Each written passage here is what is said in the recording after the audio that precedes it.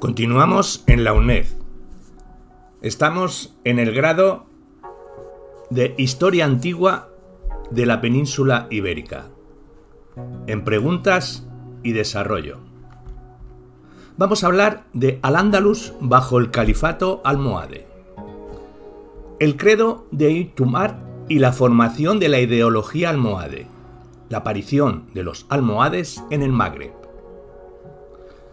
Su origen está en un grupo de tribus bereberes, los Masmuda, en las zonas montañosas del Alto Atlas y del Antiatlas marroquí. Nacen como una nueva opción religiosa a la relajación que imperaba en el imperio almorávide en ese momento, y se hacen fuertes en Timbal, al sur del Marrakech, liderados por el alfaquí Ibn Tumar. Su imperio llegó a extenderse por el Magreb, de la Tripolitana al Atlántico y por Al-Ándalus, formando un estado que se podría definir como una supraestructura militar secundada por una sólida administración política y económica que reposaba en una ideología. Hablemos de la definición ideológica del movimiento almohade, la doctrina de Ibn Tumar. Ibn Tumar, Abu An-Alad Muhammad Ibn Tumar, fue el reformista religioso que llegó a crear el gran imperio almohade, sustituyendo a otro gran imperio, como fue el de los almorávides, con los que presentaban profundas diferencias doctrinales. Pertenecía a la tribu bereber de los Arga, una rama de la gran tribu masmuda, y recibió una educación religiosa completa ya desde niño. Para ampliar sus conocimientos viajó a Córdoba y posteriormente a ciudades del Islam oriental como Bagdad, Alejandría, La Meca o Damasco durante 15 años. Conoció las enseñanzas de importantes juristas, filósofos y teólogos como Al-Ghazali, que siembran en él la animadversión por el antropoformismo y la doctrina maliki, partidario de la ortodoxia, la pureza de costumbres y la unicidad divina. A su vuelta al Sus predicaba: es único en su eternidad, no hay nada con él más que él, ganando seguidores a su causa, entre ellos el que sería primer califa almohade y su sucesor Abd al-Mumin. Su retorno al Magreb después del periodo de aprendizaje en Oriente estuvo plagado de sinsabores debido a su intolerancia en las grandes metrópolis, a la indiferencia mostrada a la ley islámica. A pesar de ganar adeptos a su doctrina, fue expulsado de mezquitas y ciudades, exponiéndose a la cárcel y a la muerte. Finalmente, ya en su tierra, Ibn Tumar fue proclamado Mahdi, el enviado de Dios, el profeta mesiánico que vendría al final de los tiempos a restablecer el bien y la justicia. Con su oratoria y el manejo de las fuentes se convirtió en un jefe religioso y político infalible e intachable hasta su muerte. El Mahdi, decía, la tradición sería una descendencia de Mahoma, y dado que Ibn Tumar era bereber, no faltan genealogías que le conceden una estirpe árabe, fatimí. Árabe o no, logró agrupar bajo su liderazgo a los cábilas más primitivas y pobres que se resistían al control almorávide, creando en Timbal la primera capital almohade, donde posteriormente serán enterrados el Mahdi y los sucesivos califas almohades. Su teología se resume en 3 líneas generales. Una, la ya mencionada unicidad de Alá, negando sus atributos antropomórficos y la existencia de otras entes, cualidades o limitaciones temporales y espaciales en ese Dios. 2. La existencia racional de Dios. Su existencia se percibe a través de la razón. Ibn Tumar prueba la existencia de Dios por la existencia de sus criaturas. Y 3. La importancia de la ciencia y el saber. Sin el conocimiento hay desconcierto y dudas que nos llevan al mal y no a la verdad. La ciencia se adquiere por 3 vías: mente, tacto y oído, siendo la primera necesaria para la fe. Para dar propaganda a este credo de unidad teológica y prueba racional de la existencia de Dios, los almohades echaron mano, como nunca se hizo antes ni después, de la epigrafía. La epigrafía almohade fue un contenido estrictamente religioso. El predominio del Corán es evidente, y no conmemorativo o fundacional, y viene dotado de una monumentalidad sin precedentes en la decoración. Hablemos de la figura del califa y el Mahdi dentro de la estructura política almohade. Califa, dinastía y organización estatal entre los almohades. Ibn Tumar solo conocía la rudimentaria estructura de las repúblicas bereberes del Atlas, con sus asambleas de jefes, el Yamá, y basándose en ellas estableció una jerarquía y una disciplina entre las diversas cábilas para formar una especie de confederación. Dentro de esta jerarquía, la clase principal era el Consejo de los 10, el Yamá, y después el Consejo de los 50, el Jazmín. La Yamá era un órgano de carácter consultivo y formaban sus más allegados colaboradores, ajenos a su tribu, que se les había adherido en su vuelta al Magreb, al-Mumin, al-Basir, al-Baikak. La mitad de ellos murieron en la batalla de Al-Uyairá, intentando tomar Marruecos a los almorávides. A estos 10 prohombres y a sus descendientes, según Tumar, todo el mundo debía servirlos con absoluta lealtad. El Consejo de los 50, basado en una institución tradicional berebere, estaba formado por los jefes de las tribus adheridas a la causa almohade.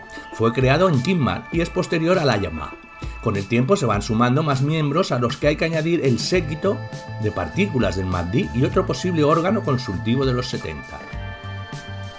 A medida que crecían las fuerzas del imperio, estas clasificaciones sufrieron cambios y adiciones de otras tribus y nuevas categorías fueron apareciendo como los esclavos del Makté, que eran prisioneros de guerra, arqueros, tamborileros, censores de costumbres, encargados de la ceca. Otra figura importante de esta organización son los Tálaba, los primeros compañeros de Tumar pertenecientes al Consejo de los 10 y de los 50. A partir del primer califa se constituyen en un grupo de intelectuales cuyos descendientes fueron educados en una madrasa especial creada para ellos en Marrakech. No formaron parte del gobierno, pero fueron fundamentales en el plano ideológico-político y como difusores del mensaje almohade a la población bereber. El Mahdi, como profeta, no nombra sucesor, pues dada su misión no tenía objeto. Pero después de ocultar su muerte por 3 años, Abd al-Mumin, que había tomado las riendas del movimiento, es nombrado su sucesor, apoyado por su familia, pero con ciertas discrepancias en la Yamá. Su posterior proclamación como califa y la de todos los soberanos almohades posteriores acaba por romper definitivamente el nexo con el Islam oriental.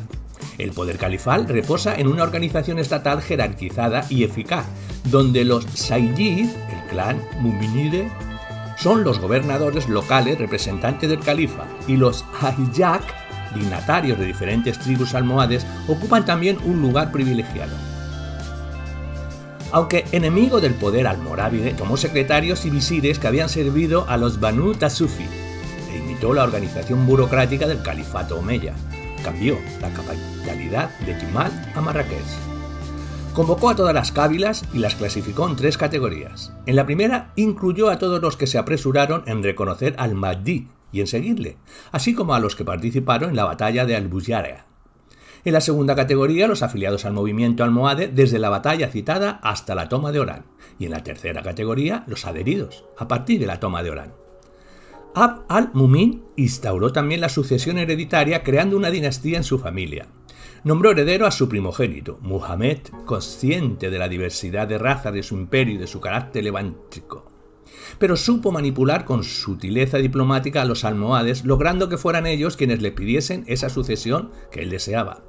Tenía el califa 54 años y 14 hijos cuando tomó esa decisión, y entre los oponentes a esta proclamación estaban los hermanos de Mahdi, que residían en Fez y veían cómo se desvanecía la última esperanza de recoger la herencia de su hermano. Tramaron un complot con sus partidarios que los llevó a la muerte a ellos y a muchos de los 300 detenidos por traición. Aunque su primogénito no llegó a ejercer en la práctica el califato, se le acusó de embriaguez habitual, y si lo hizo otro de sus hijos, Yusuf, el califa Abd al-Mumin, se encargó, con la misma sutileza en su sucesión, de instalar a muchos de sus otros hijos en el gobierno de las distintas provincias del imperio. Nombremos a los califas almohades en Al-Ándalus. Abd al-Mumin, 1130, Magreb, 1146, Al-Ándalus, 1163. Abu Yaqub Yusuf I, 1163-1184. Abu Yusuf Yaqub al-Mansur, Abu al-Manzor, 1184-1199. Muhammad al-Nasir, 1199-1213. Yusuf al-Mustansir, 1213-1224. Ahal Bahid al-Mahul, 1224. Abd al-Haq al-Adil, 1224-1227. Yahya al-Mustasin, 1227-1229. Idris al-Mamun, 1227-1232. Se distinguieron los califas almohades por su afecto especial hacia Al-Ándalus. Al-Mansur, en su lecho de muerte, pedía a sus súbditos que cuidaran de Al-Ándalus y de sus gentes. Tuvieron preferencia por Sevilla como capital de Al-Ándalus, donde impulsaron su desarrollo urbano y la embellecieron con monumentos como la Torre del Oro, el Alcázar o la Gran Mezquita, de la que hoy conservamos su alminar, la Giralda. El primer califa fue un estratega militar y el artífice del nuevo imperio. Su hijo Yusuf fue el más ilustrado amante de las letras y la filosofía.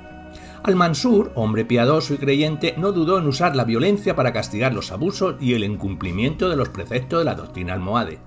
Los califas posteriores, ya en tiempos de declive del imperio, no sobresalen en el plano intelectual. Hablemos del ejército almohade y la guerra contra los cristianos. A principios del califato almohade, el ejército estaba formado por miembros de las tribus del Alto Atlas, 7 en total, y las demás tribus masmudíes que estaban subordinadas a ellas. Posteriormente se van uniendo gran número de voluntarios para participar en la Guerra Santa. Era un grupo muy heterogéneo formado por bereberes, árabes, esclavos negros, mercenarios, cristianos y turcos. La población andalusí participó escasamente en las acciones bélicas contra los cristianos, por lo que estaban obligadas a pagar impuestos militares destinados a acciones ofensivas y defensivas. Estos impuestos eran muy cuestionados debido a su escasa eficacia para frenar los avances cristianos. La principal dificultad de estos ejércitos fue su traslado desde África al Al-Ándalus, lo que disminuía su efectividad debido a la lentitud, alojamiento y mantenimiento que implicaban grandes gastos. A pesar de todo, los almohades estaban obligados a combatir a los cristianos para mantener vivo el ideal del yihad, constitucional a su movimiento religioso. En la guerra portaban un estandarte blanco como símbolo de pureza religiosa y usaban tambores para transmitir sus órdenes y atemorizar al enemigo con 3 toques. El ejército se ponía en marcha. En cuanto a la marina, los almohades consideraban vital poseer una gran flota para las grandes ofensivas y fueron ellos los que llevaron más lejos el dominio del espacio marítimo. En las batallas de las Navas de Tolosa participan contingentes andaluces y la Guardia Negra de Al-Nasir armados de largos venablos. Se suma a ellos el cuerpo de los Azad, que eran mercenarios turcos o turcomanos llegados al Magreb a través de Egipto. Constituyeron un cuerpo de élite con paga mensual y con feudos tanto en Al-Ándalus como en Marruecos. Luchaban valerosamente armados con arcos que llevaban su nombre, Guzid, en plural Azad. El trato de favor que se les dispensó al Mansur provocó los celos y el descontento de los contingentes almohades que solo cobraban 3 veces al año. Desde 1184, la situación interna del califato era complicada debido a las revueltas internas de la familia del califa y la invasión de los Banú Ganiyá en el norte de África. Esta situación es aprovechada por los cristianos que van a continuar sus ataques a tierras musulmanas. Los castellanos arrasaron los campos de Córdoba y Sevilla y los portugueses sitiaron Silves. Ali bin Ganiyá, aliado con Alfonso VIII, arrasa los alrededores de Alcalá de Guadaira y posteriormente en tierras levantinas toma Calasparra.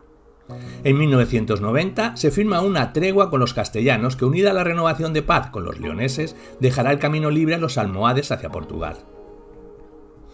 Ese mismo año, Yusuf envía tropas contra Silves y Évora, tomando Torres Novas, y al año siguiente las plazas de Alcácer do Sal y Silves. Esto fuerza a los portugueses a firmar una tregua y permite al califa volver triunfante al Magreb. Los tiempos de paz consiguen unir a los distintos reinos cristianos con la mediación del Papa Celestino III, y todos juntos arrasan las tierras de Córdoba y Jaén, regresando con su gran botín. A partir de este acontecimiento es muy posible que se temiese un ataque almohade, dado que el maestre de la Orden de Calatrava repara las torres y murallas de Calatrava y abastece los castillos de Caracuel o Benavente, básicos para la defensa de la región. Y las previsiones se cumplieron. En 1195, el califa almohade se dirige a la frontera con un gran ejército y Alfonso VIII marchaba al Arcos desde Toledo sin esperar sus refuerzos leoneses y navarros. El enfrentamiento se produce muy cerca de Arcos, donde los almohades, con una inteligente estrategia, ocultaron la verdadera magnitud de su ejército, superior en número y en armas arrojadizas. La derrota a los cristianos fue aplastante. y el rey castellano logró huir a duras penas con un reducido grupo de caballeros. Las bajas fueron numerosas y el botín importante. La consecuencia inmediata fue la caída de la mayor parte del campo de Calatrava, la entrega de la fortaleza de Alarcos y la ocupación de Caracuel, Calatrava, Benavente, Malagón y Guadalerzas. Más importante aún fue la repercusión ideológica y los almohades explotaron su éxito al aumentar las fronteras hasta los montes de Toledo. Hablemos de la victoria de Alarcos en el 1195. Este no supuso un cambio sustancial en la relación de fuerzas entre cristianos y musulmanes en la península, pero las desavenencias entre los reinos cristianos fueron ventajosas para los almohades. Por medio de Pedro Fernández de Castro, los musulmanes se aliaron con Alfonso IX de León y se hicieron con las plazas del sector occidental de la frontera castellana, Trujillo, Plasencia, y continuaron su avance devastando tierras de Talavera, Escalona o Toledo. A la vuelta, ocuparon el castillo de Piedrabuena, que estaba custodiado por los caballeros de la Orden de Calatrava. Los almohades eran conscientes de que el centro neurálgico de su imperio estaba en el Magreb y no en el Al-Ándalus, y por ello se replegaban a menudo cruzando el estrecho. Estas retiradas eran propicias para la recuperación de los ejércitos cristianos. Castellanos y aragoneses se alían contra Alfonso IX de León, aliado a su vez de los musulmanes, y al mismo tiempo el monarca castellano restablece la castigada frontera suroccidental recuperando Plasencia. Los almohades regresan en la primavera de 1197 sobre los campos de Talavera y Maqueda y posteriormente sitian Madrid y devastaron las tierras de Guadalajara, Alcalá, Huete, Cuenca, Alarcón, estando de regreso en Córdoba en agosto. La ya citada rebelión de los Banú Ganilla en Baleares y en Ifriquilla llevan al califa Al-Mansur a firmar la tregua con Castilla, pero será renovada por su hijo, Al-Nasir, hasta finales de 1210. Hagamos un desarrollo del tema. Antecedentes y consecuencias de la batalla de las Navas de Tolosa. Epílogo de una época. El apogeo del imperio almohade se mantendría solo en apariencia durante los primeros años del gobierno del hijo de Yusuf al-Mansur, Muhammad al-Nasir Miramamolin, 1199-1213. Unas rebeliones internas llevaron al Mansur a firmar una tregua con los cristianos, tregua que fue renovada por su hijo hasta finales de 1210. Durante este largo periodo de paz, los castellanos pudieron recuperarse de su derrota y los reinos cristianos olvidar sus rencillas. En Castilla, solo las órdenes militares mantuvieron su actividad militar en la frontera. La Orden de Calatrava, muy perjudicada en Alarcos, conquista el castillo de Salvatierra y lo convierte en su sede. La Orden de Santiago defiende el sector oriental, la Orden de Monfragüe el sector occidental y en el centro la Orden del Hospital. Con la extensión de tregua en 1211, los castellanos tomaron la iniciativa con expediciones por Baeza, Úbeda y Jaén. Alfonso VIII se dirigió a Játiva, llegando al Mediterráneo, y los musulmanes, ante estos éxitos, contraatacan en Castilla y toman los castillos de Dueñas y Salvatierra. Al tenerse noticia de la preparación de una nueva ofensiva almohade en el verano de 1212, Castilla preparaba un gran ejército. El Papa Inocencio III otorgó a la empresa los privilegios de cruzada que se predicó por Occidente, pero los monarcas europeos no acuden a esta llamada y solo el mediodía francés aporta un nutrido grupo de caballeros. El ejército cristiano, al mando de Alfonso VIII, queda por tanto dividido en tres cuerpos, castellano, aragonés y francés, y aglutina a estas tropas, que son las tropas castellanas, al mando del rey Alfonso VIII de Castilla, constituían el grueso de las tropas cristianas y rondaban unos 50.000 hombres. Su abanderado era don Diego López II de Haro, quinto señor de Vizcaya. A este caballero encomendó Alfonso VIII el reparto del botín tras la batalla, del que dicen las crónicas castellanas que no se quedó nada para su propio provecho. 2.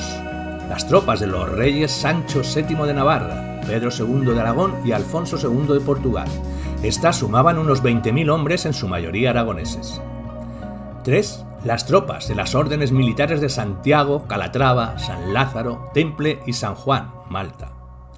4. Un gran número de cruzados provenientes de otros estados europeos, la mayoría franceses. Eran unos 30.000 hombres, comandados por los obispos de Narbona, Burdeos y Nantes. Y 5. Tropas y caballeros leoneses, gallegos y asturianos.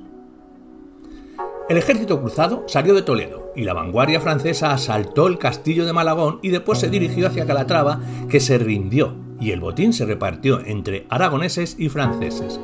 Los cruzados franceses, molestos por las condiciones de reparto y no adaptándose al clima, se retiraron a sus tierras con el arzobispo de Burdeos y solo permanecerán en el conflicto unos pocos caballeros al mando del arzobispo Narbona. A pesar de ello, los cristianos siguieron su avance tomando de nuevo los castillos de Alarcos, Caracuel, Benavente y Piedrabuena. En Alarcos se une Sancho VII con 200 caballeros navarros. Por parte de los almohades, el califa al-Nasir sale de Marrakech en 1211 y llega a Sevilla, donde concentra un gran ejército que se estima en 120.000 combatientes y estructurado de la siguiente forma. En primera línea, se situaba la infantería ligera marroquí reclutada en el Alto Atlas. Tras esta se disponían los infantes voluntarios de Al-Ándalus, mejor armados que los marroquíes y encargados de detener las filas enemigas. Sin embargo, reinaban los recelos entre la guarnición andalusí debido a la ejecución de Ibn Cádiz, el jefe de la guarnición musulmana de la fortaleza de Salvatierra, al que los cristianos dejaron marchar a cambio de rendir la plaza y que fue degollado por orden del sultán. Esto tendría consecuencias en la moral de las tropas andalusíes. El propio ejército almohade, con la potente caballería africana, veteranos y bien armados, no faltaban guerreros de todos los rincones del Islam, atraídos por la yihad. Arqueros a caballo, turcos, conocidos como Ahtad, unidad de mercenarios de élite. Y en torno a la tienda del sultán se encontraba la Guardia Negra, soldados esclavos fanáticos procedentes del Senegal. En verano de 1212 se dirige a tierras de Jaén, acampando en la llanura de las Navas de Tolosa frente al desfiladero de la Losa, de Espeñaperro, y el 16 de agosto se enfrentaron los dos ejércitos. Aunque las guerras medievales eran más bien una lucha por el control de espacios, en este caso, excepcionalmente, era una batalla campal donde la cantidad de recursos bélicos aportados por los dos ejércitos fue de una magnitud extraordinaria. La victoria se decantó del lado de los cristianos, gracias a la mayor eficacia táctica y estrategia de los contingentes cristianos y su mayor organización y sentido de la disciplina. Todos los reinos peninsulares se beneficiaron de ello, pero sobre todo Castilla, que fue la gran triunfadora. La frontera se estableció en la línea de Sierra Morena y el desastre bélico supuso el comienzo de la descomposición almohade. Las fuentes árabes no dudan en señalar la importancia de la batalla, coincidiendo en indicar que fue entonces cuando se inició el declive almohade e incluso más aún, la propia ruina de la presencia musulmana en la península. Algunas fuentes incluso vinculan la muerte del califa, un año y medio después, al abatimiento en que se vio sumido tras la derrota.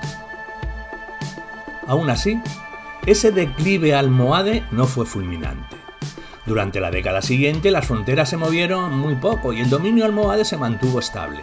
Posteriores iniciativas castellanas contra Baeza y leonesas contra Mérida se contaron como fracasos y solo Alcácer de Ossal y Alburquerque fueron pérdidas importantes. Pero el califato, a la muerte de Al-Nasir, queda en manos de un menor de edad, su hijo, Al-Mustansir. Esta inexperiencia, sumada a los conflictos internos de Al-Ándalus en el norte de África, no tardarían precipitar la caída en el curso de las décadas inmediatas. Hablemos del imperio almohade después de las Navas, la fragmentación y debilidad.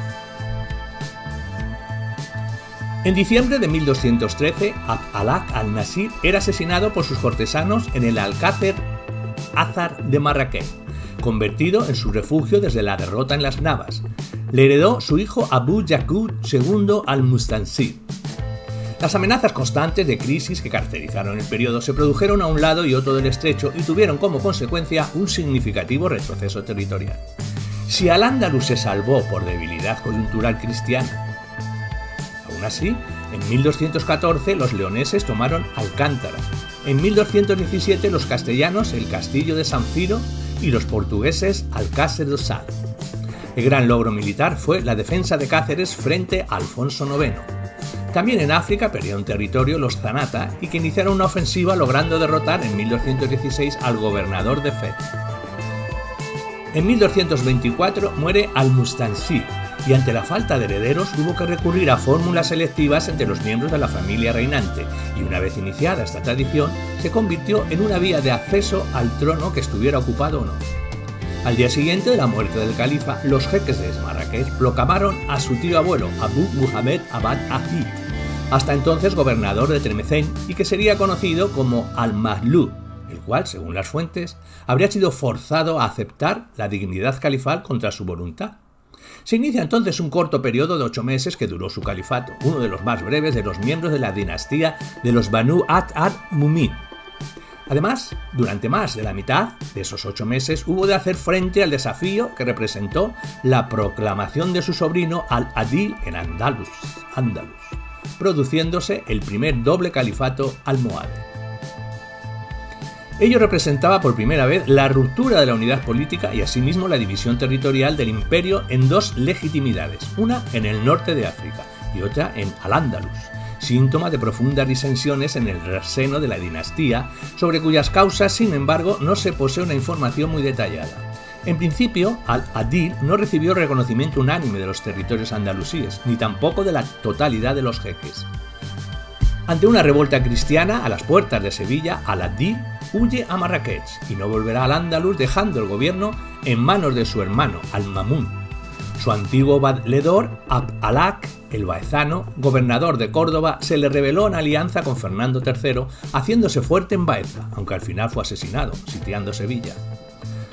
Al-Adil fue asesinado en 1227 y le sucede Al-Mustasim, hijo de Al-Nasir y su hermano de Al-Mustansir, aunque se produce de nuevo una doble proclamación al nombrarse califa en Al-Ándalus su tío Idris al-Mamun. Otro síntoma más del fraccionamiento y debilitamiento almohade. En la península, desde 1224, se van sublevando varios gobernadores contra el poder califal, por lo que el territorio sufre un proceso de fragmentación, y ya se puede hablar de las terceras taifas. A partir de 1228 cobra protagonismo la figura de Ibn Hud, de la taifa murciana, que se rebela contra el poder almohade y unificó territorios desde Valencia a Guadalquivir. Se sometió al califato abasí, pero su carrera política experimentó un tropiezo cuando el autoproclamado califa almohade Al-Mamun le derrota cerca de Lorca. Tras una recuperación de sus dominios, tampoco pudo evitar una gran derrota contra los cristianos en Alange, donde intentaba socorrer la plaza de Mérida contra Alfonso IX. En ese tiempo se está gestando ya el futuro reino nazarí, en las plazas de Baza, Guadix y Arjona, donde es aclamado Ibn al-Amar, futuro fundador de esta dinastía. Nazaríes y cristiano ponen fin al imperio almohade en Al-Ándalus. Al-Rashid sucede a su padre Al-Mamun y dará continuidad a las luchas intestinas contra el Mustasim, en esa situación de doble califato, hasta la muerte por asesinato de este último. Al-Rashid fue el último califa almohade que aún tuvo cierta influencia en Al-Ándalus.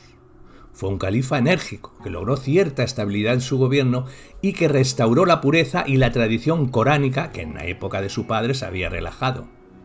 Y fue durante su gobierno cuando los benimerines comienzan sus hostilidades en el Magreb, y ya en tiempos de su hijo Al-Cid, los hafsíes consolidan su poder en Túnez y los zaiyaníes en el Magreb central.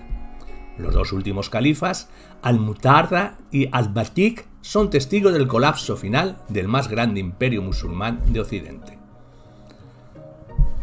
Hablemos del califato almohade, organización administrativa. El apogeo del califato almohade. El apogeo del imperio almohade transcurre durante el mandato del califa Abu Yusuf Yaqub al-Mansur, hombre culto y dotado para el gobierno y la guerra. Este apogeo se mantendrá solo en apariencia durante los primeros años del gobierno de su hijo Al-Nasir, aunque muchos especialistas consideran su mandato como el inicio de la decadencia del califato. La organización eficaz del movimiento religioso tuvo fiel reflejo en el ámbito administrativo, militar, fiscal y económico. Y de la organización territorial y jurídica, diremos que al margen de las campañas militares no hay muchos datos para reconstruir la organización interna del imperio almohade. El poder almohade se esfuerza por controlar el aparato judicial y por limitar su independencia. Así, El califa se reserva juzgar los casos más graves, y en particular los que puedan conducir a pena de muerte. No hay datos sobre la existencia del personal judicial y de sus salarios, pero es evidente su movilidad a través del vasto imperio. Se sabe que los puestos fundamentales de la administración central estaban reservados a la aristocracia bereber, fiel al movimiento religioso. Sin embargo, la administración andalusí estaba controlada mayormente por familias autóctonas, seguidoras de la doctrina maliquí tradicional y por tanto alejada de la doctrina almohade. Los andalusíes, pertenecientes en su mayoría a la escuela jurídica maliquí, despreciaban a los bereberes y en ocasiones impusieron su voluntad por encima del califa, como en el caso de la destitución de Averroes, como cadí de Córdoba y su posterior destierro. En materia religiosa, el califa Abu Yusuf fue un musulmán devoto y caritativo, que se rodeaba de ascetas y seguidores de las tradiciones religiosas de la escuela zairí. Pero ese fervor religioso fue decreciendo hasta el punto de llegar a la abjuración de la doctrina almohade en el caso del califa al-Ma'mún.